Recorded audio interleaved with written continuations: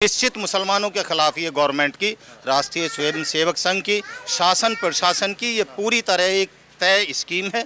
इसे फेलियर नहीं कह सकते। इससे साबित ये होता है कि मुसलमानों के खिलाफ पूरी तरह से एक प्री प्लान सरकार का है और उस पर वो अमल करते हैं और पूरी तरह कामयाब है। जैसे ये बुलडोजर चला रहे हैं मुसलमानों के घरों पे, कल इन 3 लड़कों ने गोली मारी अतीक अहमद में, इनके घरों पे बुलडोजर चला हुआ। ये तानाशाह है, तानाशाह है। बिल्कुल तानाशाह है। कहीं दंगा हो जाता है, फसाद हो जाता है, हिंदुस्तान के किसी कानून में कहीं ये नहीं है कि उसका बुलडोजर से घर तोड़ दो। अगर मेरे सामने आ गए तो गर्दन उतार दूंगा, बहन के खा जाऊंगा, बहन कच्चा तीनों को। हाँ, ने डूब कर मर जाना चाहिए मोदी को, अमित शाह को। ये सरासर नाइंसाफी 100% नहीं 200% मुसलमानों के खिलाफ जुल्म है। मोदी सबसे बड़ा, दुनिया का सबसे बड़ा नाटकबाज है, योगी नाटकबाज है। ये गलत हुआ है, बहुत दर्दनाक हादसा है ये। नमस्कार, मैं सुमित तिवारी, टीएनएन वर्ल्ड में आप सभी का स्वागत है। उत्तर प्रदेश में अतीक अहमद का सरेआम मीडिया के सामने, पुलिस के सामने 2-3 बदमाश आते हैं, उनको गोलियों से छलनी कर देते हैं।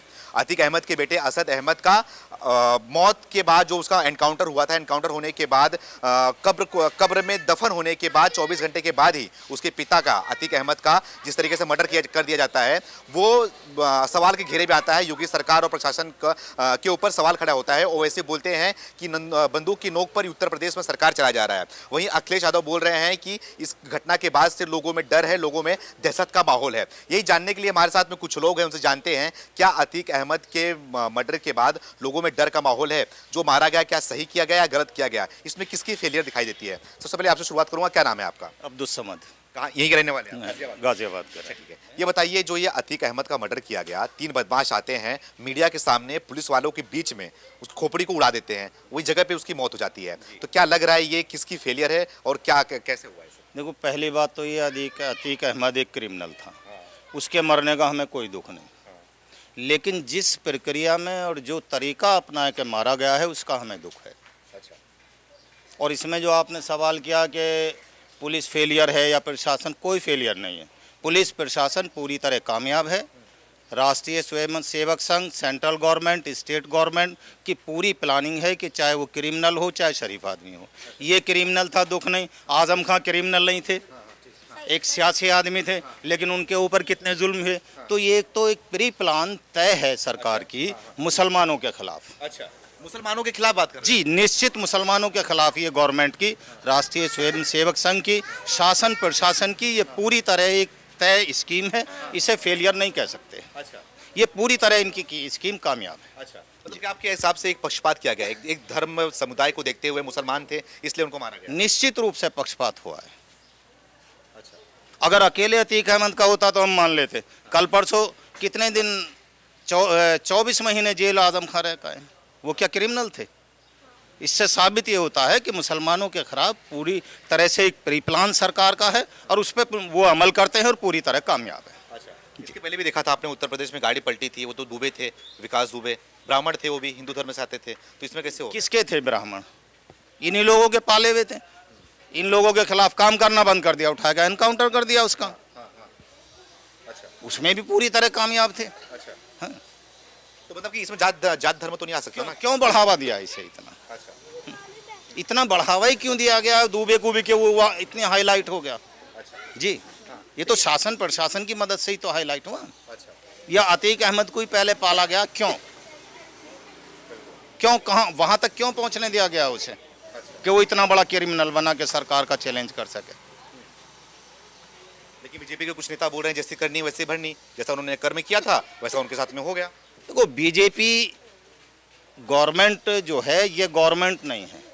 अच्छा, ना, ये तानाशाह है, तानाशाह है। बिल्कुल तानाशाह है। कहीं दंगा हो जाता है, फसाद हो जाता है, हिंदुस्तान के किसी कानून में कहीं ये नहीं है कि उसका बुलडोजर से घर तोड़ दो। बताइए किस धारा में है? कोई भी सरकार का आदमी इस पर जवाब दे दे। किसी हिंदुस्तान के संविधान की किसी धारा में बुलडोजर नाम नहीं है, लेकिन इस्तेमाल हो रहा है। इसका मतलब ये लोग प्रशासक शासक नहीं है, ये लोग तो तानाशाह हैं, जो चाहेंगे करेंगे, कौन रोकेगा इन्हें? जैसे ये बुलडोजर चला रहे हैं मुसलमानों के घरों पे, कल इन 3 लड़कों ने गोली मारी अतीक अहमद में, इनके घरों पे बुलडोजर चला हुआ। तो मुसलमानों के घर पे चला रहा है बुलडोजर? और किसके घरों पे? ज़्यादातर 90% मुसलमानों को सताया जा रहा। अच्छा, इन तीनों के घरों पे चला बुलडोजर, अब क्यों नहीं चला रहे? इनकी कार्यवाही इनके घर वालों ने मना कर दिया, हमारी कोई दुश्मनी नहीं अतीक अंसारी से। लेकिन ये भी तो एक साइड से बोला जाता है ना कि जो गुंडे होते हैं, जो बदमाश होते हैं, जो आतंकवादी होते हैं, वो किसी धर्म विशेष से नहीं होते, किसी धर्म से नहीं लेना चाहिए उनको। अगर किसी बदमाश के ऊपर बुलडोजर चल रहा है तो बाद में इस पर धर्म नहीं आना चाहिए ना। अब धर्म तो उन 3 लड़कों पे चलाओ ना, जब धर्म नहीं आ रहा तो क्यों नहीं चला रहे बुलडोजर? उन तीन लड़कों के घरों पर बुलडोजर चला हुआ, क्यों नहीं चला रहे? कुलदीप सिंह सेंगर ने किसानों को मार दिया, बुलडोजर चलाया उसके घर पे, क्या करा उसके साथ? आपकी सबसे एक धर्म को देखते हुए खाली बस मुसलमानों के ऊपर कार्रवाई। हाँ, मुसलमानों पे एक तरफा कार्यवाही हो रही है। सब धर्म, जब धर्म से कोई मतलब नहीं है तो सब पे कार्यवाही होनी चाहिए, सबको बराबर लेकर चलना चाहिए। मुसलमानों पे क्यों कार्यवाही हो रही है? अच्छा जी, क्या बोल रहे हैं? मैं इनकी बात से सहमत हूँ। आपको भी लग रहा है कि मुसलमान को देखते हुए ये सब कार्रवाई किया जा रहा है? 101%। 101%। अच्छा, लेकिन जब अतीक अहमद राजू पाल को दिन दहाड़े निकाल कर ऑटो रिक्शे में AK-47 से उनकी सीना छल्ली कर दिया उसने, तो इसमें मतलब कि कोई वो नहीं था? नहीं, बिल्कुल सही है। मैंने शुरू में एक बात कही, अतीक अहमद के मरने का हमें कोई दुख नहीं, क्रिमिनल था। लेकिन पीलीभीत में क्या हुआ, एक गृह मंत्री और उसका बेटा बेकसूर किसानों को मार देता, आज तक वो गृह मंत्री बना बैठा है। इन्हें डूब कर मर जाना चाहिए मोदी को, अमित शाह को। क्यों नहीं उनसे इस्तीफा लिया, जबकि उनके खिलाफ रिपोर्ट तक हुई, सारे गवाह मौजूद हैं, सारी जांच मौजूद है, आज तक इस्तीफा नहीं लिया गया। एक मुसलमान आजम खां, उस पर बकरी चोरी का इल्जाम, उसे जेल में डाल दिया। ये सरासर नाइंसाफी 100% नहीं 200% मुसलमानों के खिलाफ जुल्म है। अच्छा जी, जैसे बता रहे आजम खान के ऊपर हुआ, मुख्तार अंसारी के ऊपर हुआ, अब अतीक अहमद के ऊपर हुआ, तो ये सब खाली बस मुसलमानों को एक उसमें लिया जा रहा है। बिल्कुल मुसलमानों के ऊपर लिया जा रहा। कुछ लोग सवाल ये भी उठा रहे हैं ना ओवैसी के ऊपर, बाकी जो जैसे कि आप बोल रहे हैं, आप सबके ऊपर सवाल खड़ा किया जा रहा है कि जब पालघर में साधुओं को पुलिस के हाथ से छीन के उनको मार दिया गया, उनका लिंचिंग कर दिया गया, तो मुसलमान समुदाय कहाँ थे तब? ओवैसी कहाँ थे तब? किसी ने कुछ बोला नहीं तब? वहाँ के मुख्यमंत्री का इस्तीफा नहीं माना। मुसलमान समुदाय आज बंदी बना हुआ है, इसे बोलने की इजाजत नहीं है। सिर्फ मीडिया की मेहरबानी है जो बोल लेते हैं। अगर मीडिया ना हो तो ये अपनी जबान नहीं खोल सकता मुसलमान। अच्छा जी, देखिए वही ना कि उस दौरान तो कोई किसी ने कुछ बोला नहीं। क्यों नहीं बोला? वो वैसे ही का ही बयान है कि गलत हुआ। यहाँ भी एक मीडिया वाले आए थे, ये इसमें रहते हैं RDC में, हमने कहा गलत हुआ, अच्छा उनके खिलाफ कार्रवाई कीजिए। अच्छा जी, क्या नाम है आपका? भाई नाम ये बताइए, अखिलेश यादव बोल रहे हैं कि प्रदेश में डर का माहौल है अतीक अहमद के मरने के बाद, उसके मरने के बाद डर का माहौल है, लग रहा है आपको? देखो, डर का माहौल बिल्कुल नहीं, चूंकि मुसलमान एक ऐसी कौम है, इसे पता है तुझे मरना है, अच्छा, ये जानता है तू मरेगा। ऐसे कैसे सर? ये तो गलत बात हो गई। नहीं, गलत नहीं, फैक्ट बोल रहा हूँ। अच्छा, उसे पता है तेरे सिर पे कफन बंधा हुआ है, तुझे तो एक दिन मरना ही है, तो डर के क्या करे, मरना तो है ही। अब अखिलेश यादव को डर लगता होगा मरने से? अच्छा, हाँ, मुसलमान, आम मुसलमान नहीं डरता ना। ऐसा तो नहीं है ना कि योगी जी पक्षपात कर रहे हैं मुसलमानों के साथ में? आप इससे बहुत 200% पक्षपात कर रहा है मोदी ही, योगी ही नहीं, मोदी भी कर रहा है मुसलमानों के साथ। जी हाँ, पक्षपात ही नहीं, जुल्म कर रहा है, जुल्म। अच्छा, मोदी सबसे बड़ा, दुनिया का सबसे बड़ा नाटकबाज है, योगी नाटकबाज है। उनकी जो 3 जने हैं, अच्छा, हाँ, वो जेल में गए वो। हाँ, ओके की कटेगी उनकी तो। अच्छा, फुल मजे लेंगे। मजे लेंगे? हाँ। कैसे मजे लेंगे? कैसे? अंदर खाने को जो मिलेगा, नशा करते होंगे, नशा करने को मिलेगा। अच्छा, और घर पे पैसा पहुंच गया होगा। जब अतीक अहमद को अतीक अहमद भी अंदर मजा करते थे? मजे करते थे, वो तो सभी करते हैं। अच्छा, हाँ, जो बड़े वो हैं। लेकिन कुछ लोग हैं ना, कुछ लोग माहौल खराब करने की कोशिश करते हैं। वो बोलते हैं कि अतीक के मरने के बाद है ना, जो मुसलमान लोग हैं वो नाखुश चल रहे हैं, उनके अंदर बहुत दर्द हुआ है। कुछ लोग ना ऐसा बोलते हैं। सुनो, बहुत ये गलत हुआ है, बहुत दर्दनाक हादसा है ये। आप सबके सामने देखा हुआ, आपका था, वहाँ मौजूद थे मीडिया वाले, वो मीडिया वाले बन के आए हैं वहाँ। बिल्कुल, अतीक अहमद को नहीं मानना चाहिए। नहीं मानना चाहिए था। कानून है, कानून सजा देगा भाई। एक केस में ना सजा दे दी, एक केस में तो सजा दे दी उन्हें, दूसरे केस में जो भी है कानून के हाथ में था, वो कानून सजा देता। जो भी उन्हें उम्र कैद की थी, जो भी सजा मौत दो, वो तो कानून के हाथ में था मामला।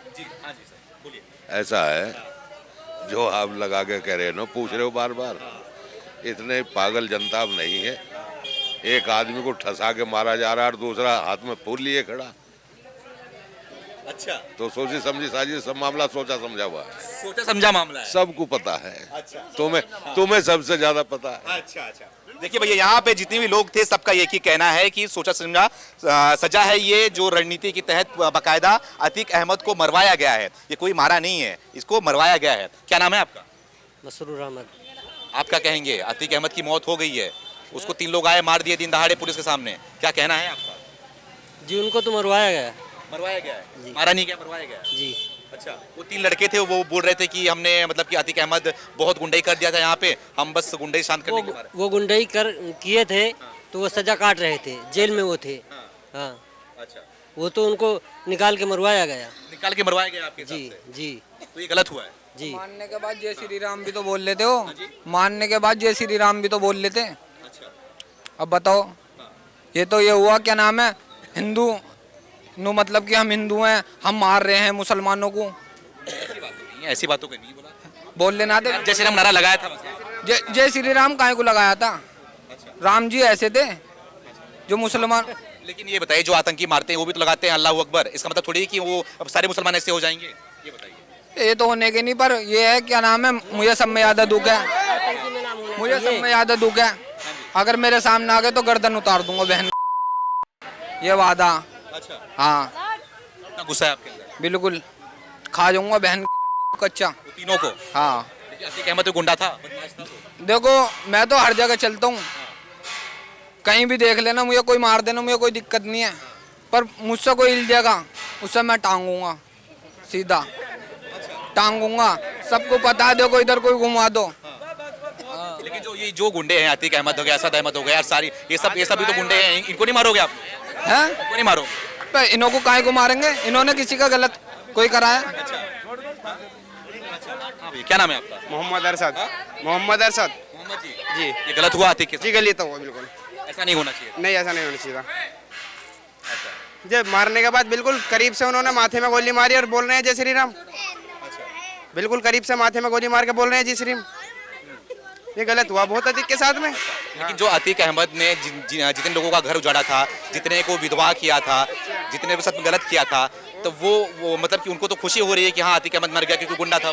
तो वो तो उसके खिलाफ गाली वाली दे रहे हैं, स्टोरी लगा रहे हैं उसकी। अच्छा, उसकी स्टोरी लगा रहे हैं अतीक वो अहमद। तो गुंडा था ना, उसमें तकलीफ तो नहीं होनी चाहिए ना तो मरने के बाद? एक बात तो बताओ, ऐसे सरासर सारे हम थोड़ी ना मार देगा कोई किसी को।